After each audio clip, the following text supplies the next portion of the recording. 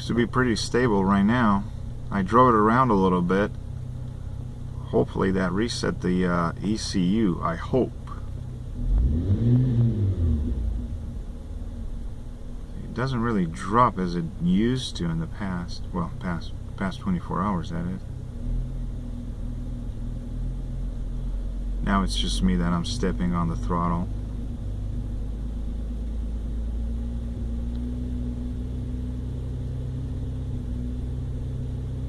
It's a lot smoother. I can still feel some shaking, you know, at the end, or some shakiness there. It's not perfectly smooth, but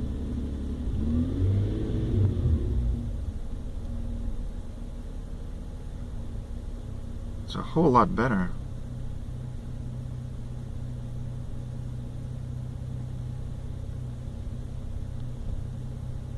It's pretty stable.